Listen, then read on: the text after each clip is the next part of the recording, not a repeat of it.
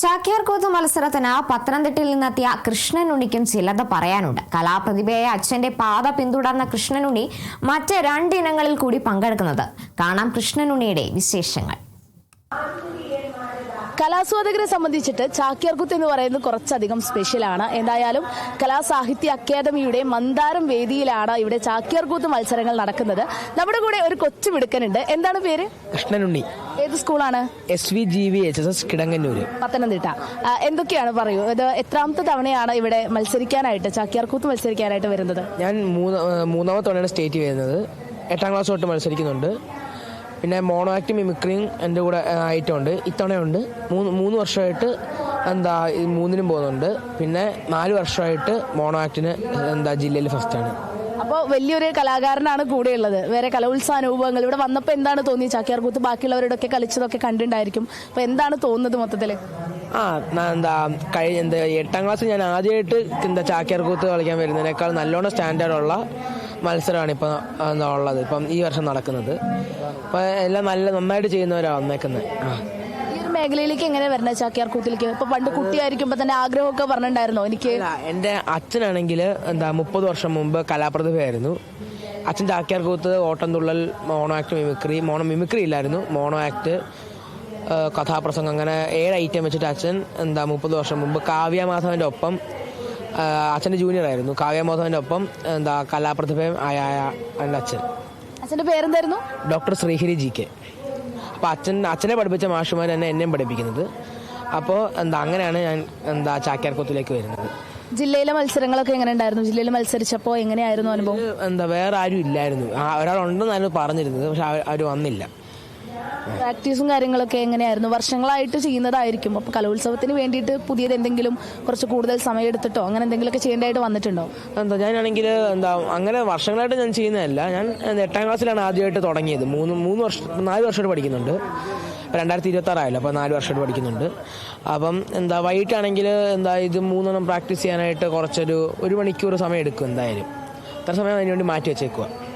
നമുക്ക് ഈ ചായങ്ങളെക്കുറിച്ചും കുറേ കാര്യങ്ങളൊക്കെ നമുക്ക് ഒരു അധ്യാപകനെ കുറിച്ചൊക്കെ പറഞ്ഞു തന്നിട്ടുണ്ടായിരുന്നു.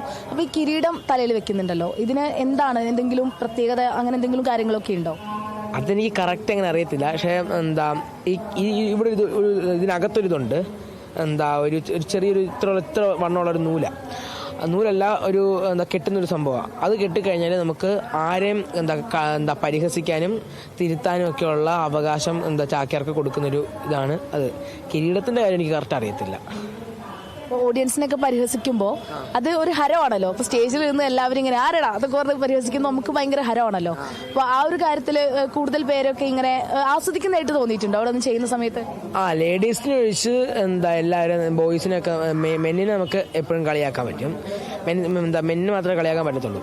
അപ്പം പലരും ഈ കളിയാക്കുമ്പോൾ അത് കേട്ട് ചിരിക്കും. പല ആൾക്കാർക്കും ഇത് കളിയാക്കുമ്പോൾ നമ്മളെ നോക്കിയല്ലോ എന്നൊരു സന്തോഷമൊക്കെ തോന്നാറുണ്ട്. ആരെങ്കിലും വന്ന് പറഞ്ഞിട്ടുണ്ടോ ഇങ്ങനെ മത്സരം കഴിഞ്ഞു വരുന്ന സമയത്തൊക്കെ? എൻ്റെ ഒരു കൂട്ടുകാരനുണ്ട്, ശ്രീഹരി എന്നാണ് അവൻ്റെ പേര്. എൻ്റെ കൂടെ 7ാം ക്ലാസ് വരെ പഠിച്ച ഒരുത്തനുണ്ട്. അപ്പോൾ അവനാണെങ്കിൽ ഞാൻ കളിയാക്കിയപ്പോൾ അവനാണെങ്കിൽ ചിരിച്ചോണ്ടൊക്കെ വന്ന് പറയുകയൊക്കെ ചെയ്തായിരുന്നു.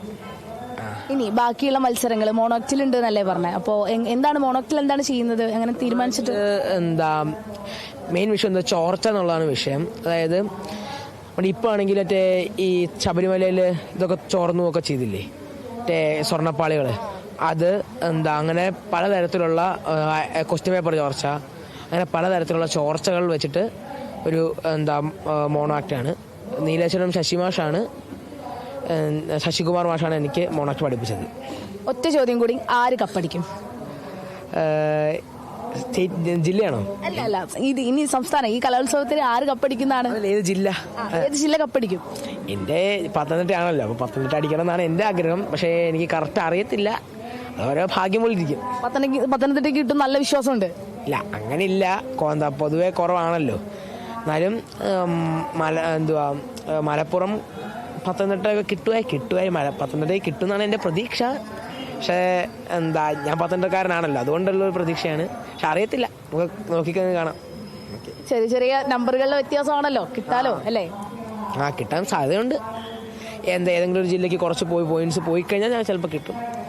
അപ്പോൾ എന്തായാലും കൃഷ്ണനുണ്ണി ചാക്യാർകൂത്തിലും അതോടൊപ്പം തന്നെ കപ്പടിക്കുമെന്ന കാര്യത്തിലും നല്ല ആത്മവിശ്വാസത്തിലാണ്. നമ്മളും ഇങ്ങനെ കുറേ കഥകളും കുറേ കുട്ടികളും ഒക്കെ ആയിട്ട് വീണ്ടും വരുന്നുണ്ട്. ക്യാമറാമാൻ രാഹുൽ മക്കടയ്ക്കൊപ്പം വിജിത, കേരള വിഷൻ ന്യൂസ്, തൃശ്ശൂർ.